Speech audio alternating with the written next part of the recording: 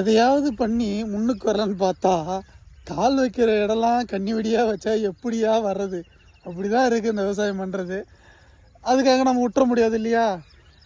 நெல் நட்டோம் 100-120 நாள் தாண்டிடுச்சுன்னா மழை வருது, அறுவடை பண்ண முடில, காய வைக்க முடில, இந்த தொல்லைலாம் வருது. சரி, ஆர்கானிக்கில் எல்லோரும் எண்ணெய் வகைகள் நிறைய இப்போ வாங்க ஆரம்பித்தாங்க நம்ம மக்கள்.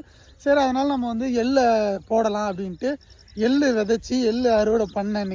நேற்று அறுவடை பண்ணி நேற்று ஃபுல்லாக மானம் மூடிட்டு இருந்தது. சரி, மழை வராது அப்படின்னு ஒரு நம்பிக்கையில் இருந்தேன். திடீர்னு இன்னைக்கு காலையில் பார்த்தா மழை வருது. எல்லாம் அறுத்து எடுத்து போய் அங்கே அடுக்கியாச்சு, களத்தில் அடுக்கியாச்சு. அதை ஒரு 3 நாள் அடுக்கி வச்சுருப்பாங்க. அதை நான் காட்டுறேன், அந்த வீடியோ எப்படின்னு போடுவேன், அதையும் பாருங்கள். அது ஒரு வாரத்தில் நம்ம ஃபைன் டியூன் பண்ணி அதை க்ளீன் பண்ணி எடுத்துன்னு வந்து நிறைய பேர் ஃபேஸ்புக்கில் ஆல்ரெடி போட்டேன். நிறைய பேர் வந்து நல்லா ரீச் ஆச்சு, நிறைய பேர் வாங்கிப்பாங்க.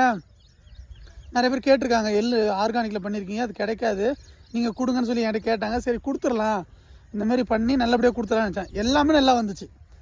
விதைச்சேன், நல்லா வந்துச்சு.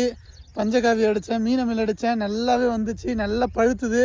அறுக்கிற டைம் கடந்த ஒரு 10 நாளாக தொடர்ந்து மானம் மூடிட்டுருக்கு, மழை பெய்யுது. இதில் வேறு கத்திரி வெயிலுன்னாங்க. கத்திரி வெயிலில் மழை பெஞ்சா நான் என்ன தான் பண்ணுறது? எப்படி தான் விவசாயம் பண்ணுறது? நீங்களே சொல்லுங்கள். ஐயோ, சத்தியமாக விவசாயம் பண்ணுறது ரொம்ப கஷ்டங்க. நீங்கள் வந்து ஒரு 100 ரூபாயா அப்படின்ற மாதிரி இருக்கும். ஒரு பொருள் நீங்கள் காசு கொடுத்து வாங்கும்போது நான் கொடுக்குறது வந்து ஒரு 100 ரூபா 130 ரூபா அப்படின்னு இருக்கும். ஆனால் அதுக்கு பின்னாடி எவ்வளோ கஷ்டங்கள் இருக்குன்றது எங்களுக்கு தாங்க தெரியும். தயவு செஞ்சு நாங்கள் நேரடியாக விற்கிறோம், வாங்கி விற்கிறவங்ககிட்ட நீங்கள் பேரம் பேசுங்க. ஆனால் வந்து நாங்கள் வந்து டைரெக்டாக விற்கிற விவசாயிகள்கிட்ட பேரம் பேசாதீங்க, எங்ககிட்ட வாங்குங்க. மழை வந்தாலும் எப்படியா தான் அந்த எல்லாம் நல்லபடியாக காப்பாற்றி வந்து உங்கள் எல்லாருக்கும் அனுப்பி விட்ருவேன். வேணுன்றவங்க முகுந்தாவன் சேனல் ரெகுலராக வாட்ச் பண்ணுங்கள். ரொம்ப கஷ்டம்தான் விவசாயம் பண்ணுறது. என்ன ஈஸியாக நம்ம வெளில வேலை செஞ்சுட்டே போயிடலாம் இதெல்லாம் கஷ்டப்படுறதுக்கு.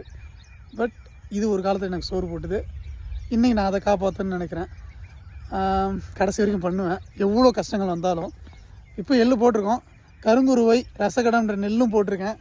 அது பின்னாடி விளைஞ்சிருக்கு பார்த்தீங்களா, ஒரு மாதிரி ரோஸ் கலரில், அதுதான். எள்ளு அறுவடை பண்ணிட்டேன்.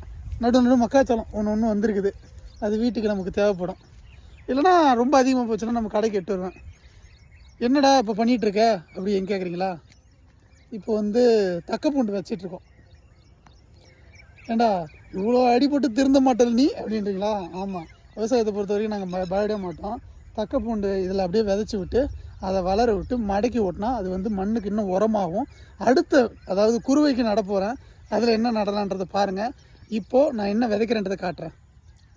ஸோ இதுதான் தக்கப்பூண்டு.